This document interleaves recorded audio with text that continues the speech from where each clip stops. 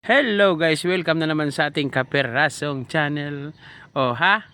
Hindi na to kapiraso. Mahigit na 5,000 ang ating taga-subaybay. Oh. At dahil yan sa inyo, nagtithank you ako, no? Hindi ito ay isang tutorial, ito ay isang karanasan lang. Dahil dati, kung matatandaan nyo, ang ating taga-subaybay ay tagasunod ba? For English, F. Alam mo na. 40 lang, 40 piraso. Nagsimula tayo sa 40 piraso, naging 47, naging 300. Ngayon, kung mapapansin mo, ang ating taga-subaybay ay nasa 5,300 na, no? Yun, ang laki ng nadagdag, guys, no?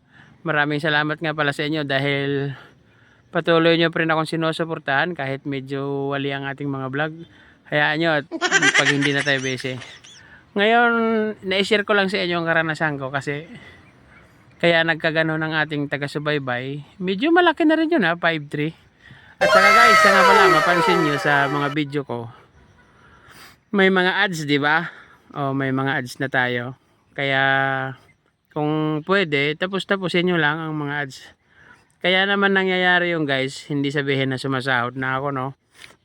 Kaya nangyayari yon dahil wala tayong violation, no? Hindi tayo nagkakaroon ng copyright. Kaya kahit ganun lang ang ating followers, ay taga-subaybay. Oo. May ads tayo, kumbaga palamuti na lang 'yan.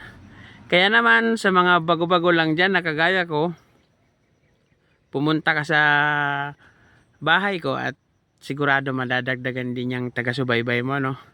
Tinatagalog lang natin guys para hindi tayo obviously mamamita, no? Okay? Kung gusto mong madagdagan ang iyong taga-subaybay, edi siyempre yakapin mo ako. Sigurado yayakapin din kita.